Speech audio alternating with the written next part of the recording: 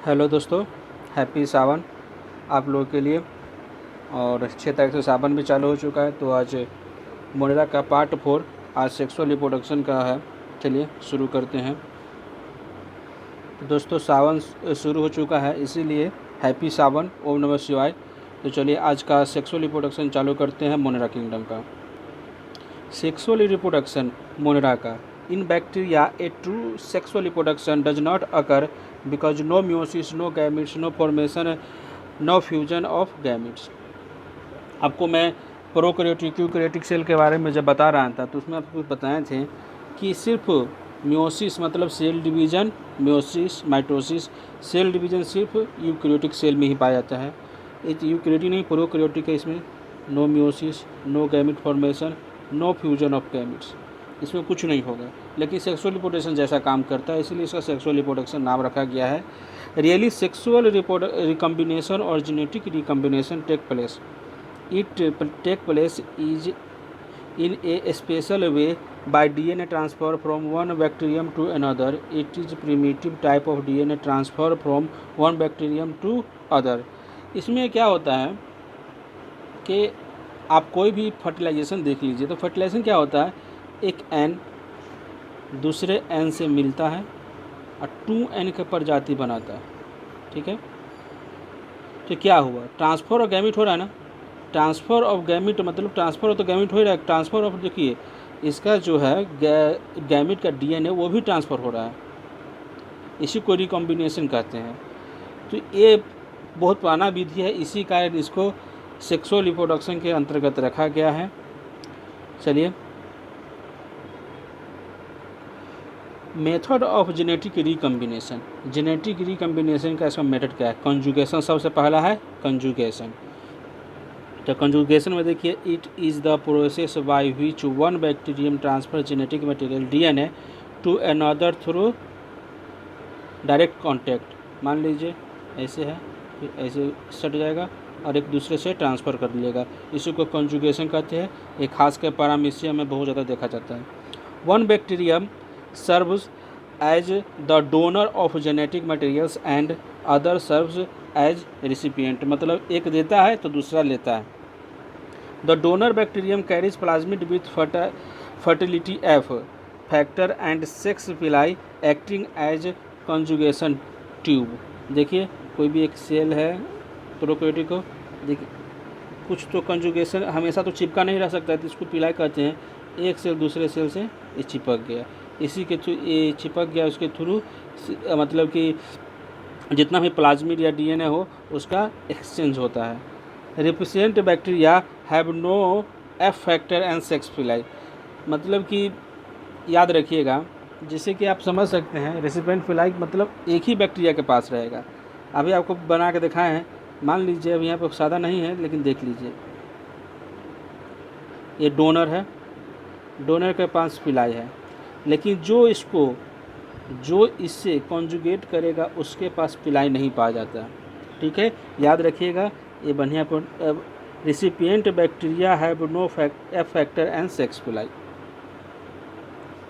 यह एक फ़ोटो है, आप देख सकते हैं, इमेज है, गूगल से डाउनलोड करके दिखाए हैं। देखिए मोबाइल प्लाज्मिड, ये DNA तो है सर्कुलर DNA, लेकिन इसके एक्स्ट्रा न्यूक्लियर मटेरियल कहते हैं। और देखिए दूसरा बैक्टीरियम, इसके पास भी क्रोमोजोम है। अब क्या किया, डोनर है तो डोनर के पास क्या है, पिलाई है, और उसको एक में क्या कहते हैं, पीलस। देखिए एक दूसरे से चिपक रहा है, चिपकने के बाद क्या है, देखिए एक ट्रांसफ़र हो रहा है, उसको रिलैक्सोजोम या ट्रांसफरजोम भी कह सकते हैं। रिलैक्सोजोम किसका हो गया, डोनर का, ट्रांसफरजोम हो गया रिसिपिएंट का। अब देखिए दोनों एक जैसा बन गया ना, अब फिर किसी और से करेगा, यही है सेक्सुअल रिप्रोडक्शन का इसका फॉर्म। एक नोट में देख लीजिए, conjugation was discover in E coli में इसका डिस्कवर किया गया बाय लेडरबर्ग एंड टैटम। याद रखिएगा ये सब पूछा जाता है, पूछ देगा कि कंजुगेशन का खोज सबसे पहले किस बैक्टीरिया या किस मोनेरा में किया गया, तो ई कोलाई, और किसने किया, तो लेडरबर्ग एंड टैटम ने। Episome is the F plasmid attach to bacterial chromosomes. Episome देखिएगा, ईपीजोम उसी को कहते हैं जैसे कि किसी पर चिपकने वाला। ईपी मतलब होता है ऊपरी हिस्सा, attach to the bacterial chromosome.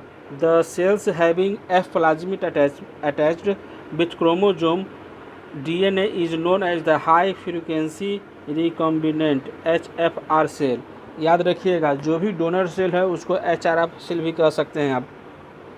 During the conjugation between HRF cell and F minus cell, a very small part of chromosomal DNA transfer from HRF cell to F minus cell. देखिए, जो donor cell होता है उसको F plus भी कहते हैं और जो रेसिपिएंट होता है F माइनस भी कहते हैं, क्योंकि उसका मतलब कि F एक डिनोटर समझ लीजिए, फैक्टर होता है ना, हाई फैक्टर समझ लीजिए, F प्लाज्मिड, इसीलिए इसको भी F से डिनोट किया गया है. F minus cell become partial zygote और मेरोजायगोट. देखिए, उसका DNA पार्शियल DNA चला गया तो उसी के जैसा बिहेव करेगा, तो जायगोट के जैसा रचना उसका हो जाएगा. देख लीजिए, एक डायग्राम है. F देखिए, थोड़ा मोड़ा, पूरा नहीं जा सकता है, इसीलिए थोड़ा मोड़ा. F प्लस है, ये प्लाज्मिड है. अब क्या है, थोड़ा देखिए यहाँ पर लाल जैसा रचना. F plus plasmid insert into the nucleoid from HFR male donor. एक छोटा सा इसका दूसरा फॉर्म है जैसे पहला था कंजुगेशन, दूसरा है transformation.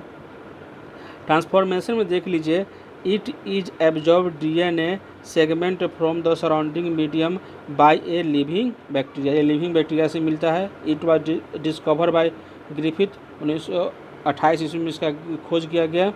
It mechanism work by Avery et al कहीं भी लिखा देखिएगा, इसका मतलब उसके कार्यकर्ता, उसके सहयोगी, उसका सहपाठी.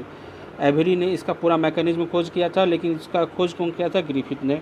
याद रखिएगा, सब पूछा जाता है कि ट्रांसफॉर्मेशन का खोज किसने किया, तो खोज हो जाएगा ग्रिफिथ. और उसके मैकेनिज्म कौन काम किया था? एवरी एट ऑल मतलब सहपाठी. देख लीजिए, इसमें छोटा सा डायग्राम है. Transformation with DNA fragments. देखिए, DNA फ्रेगमेंट्स यहाँ पर आपको दिख रहा होगा. B, transformation with a plasmid यहाँ दिख रहा है आपको. अपटेक DNA, क्या किया? DNA को ले लिया. Integration by non reciprocal recombination. देखिए, क्या क्या इंसर्ट कर लिया अपने आप में. देखिए यहाँ पर लगे इंसर्ट किया. अब उसके बाद डिग्रेशन भी कर, मतलब तोड़ भी सकता है. ये देखिए टूटा हुआ है ना, तो क्या है? Stable transformation. ये स्टेबल है, ये अनस्टेबल ट्रांसफॉर्मेशन है. और दूसरा मीडियम क्या है? DNA प्लाज्मिड है, बैक्टीरियल क्रोमोसोम है. अपटेक, उसको ले लिया और उसको अपने DNA में शामिल नहीं किया. क्या किया? उसके extra DNA material, extra genetic material बना लिया, तो ये भी स्टेबल हो गया. तो याद रखिएगा, डिग्रेडेशन जब भी होगा तो अनस्टेबल हो जाएगा, और अपने आप वो इंसर्ट कर लेगा DNA फ्रेगमेंट्स को, तो स्टेबल हो जाएगा. यही है ट्रांसफॉर्मेशन का मीडियम में, सेक्सुअल रिप्रोडक्शन में ही आता है. और सेक्सुअल रिप्रोडक्शन का तीसरा पार्ट है transduction. It was discover bye ginger and Lederberg in Salmonella में इसका खोज किया गया था. ट्रांसडक्शन ये जो है सैल्मोनेला एक बैक्टीरिया का नाम है, और जिंजर और लेडरबर्ग वैज्ञानिक का नाम है. Transduction is the process of transfer of DNA from one bacterium to another bacteria via bacteriophage. Bacteriophage एक प्रकार का वायरस होता है. Transduction is the two types, generalize और random. During transduction any protein of nucleic acid DNA और nucleoid is picked up. और second हो गया स्पेशलाइज और restricted during transduction. Always a specific protein of nucleic acid of a nucleotide is picked up. देखिए, generalise मतलब कोई भी protein आएगा वो अपने आप को टेक कर लेगा, लेकिन स्पेशलाइज जो है एक खास प्रकार का प्रोटीन वो अपने अंदर लेने देगा. और इसमें क्या है? कोई भी प्रोटीन आ सकता है इसमें. पिक्ड अप, कोई भी रैंडम. देखिए, नाम से ये रैंडम है, यह है स्पेशलाइज, इसमें कोई भी आ सकता है. तो ट्रांसडक्शन का एक रूप हो गया. इसका सबसे मेन इम्पोर्टेंट पॉइंट है, इसका खोज किसने किया? तो ये वाला.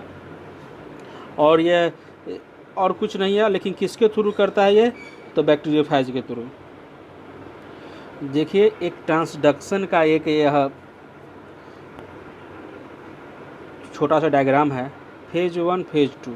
देखिए, ये ऊपर वाला जो स्ट्रक्चर आप देख रहे हैं वो बैक्टीरियोफाइज, एक प्रकार का वायरस। बैक्टीरियो मतलब बैक्टीरिया, फेज मतलब होता है खा जाना। बैक्टीरिया को खाने वाला बैक्टीरिया को खाने वाला वायरस, उसका नाम हो गया बैक्टीरियोफाज। 1 और 2 देखिए होस्ट सेल है, क्या कर रहा है अपना, वो डीएनए मटेरियल नीचे डाल रहा है, अपना डीएनए मटेरियल डाल दिया। देखिए होस्ट सेल के अंदर एक दूसरे से क्या किया, रिकॉम्बिनेट कर लिया। अब देखिए इसका हरा वाला पार्ट, इसका लाल वाला पार्ट, दोनों रिकॉम्बिनेट किया और हरा लाल बन गया। तो रिकॉम्बिनेट फेज जीनोम, और ये क्या, एक नया बैक्टीरिया का रूप ले लिया। फिर से देखिए होस्ट सेल है, ये पूरे के पूरे अपने में डाला, ठीक है, डाल दिया पूरा, रिकॉम्बिनेंट कर दिया डोनर प्लाज्मिड के साथ, डोनर प्लाज्मिड के साथ रिकॉम्बिनेंट किया। देखिए एक इसका हरा वाला पॉइंट, इसका हरा वाला पॉइंट एक जगह मिल चुका है, तो क्या हो गया, रिकॉम्बिनेंट फेज जीएमओ। बात समझ रहे हैं ना। और देखिए फेजेज, रिकॉम्बिनेंट फेजेज।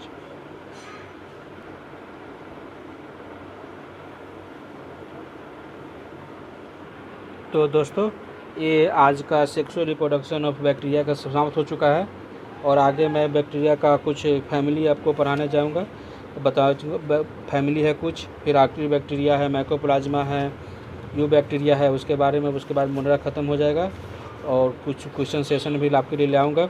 वीडियो देखने के लिए धन्यवाद, शुक्रिया। और कोई भी डाउट हो तो हमका कमेंट सेक्शन पर आप पूछ सकते हैं, या मेरा ईमेल आईडी दिया हुआ है ramankumar@gmail.com। हैप्पी सावन, जय महादेव, जय भोलेनाथ, धन्यवाद।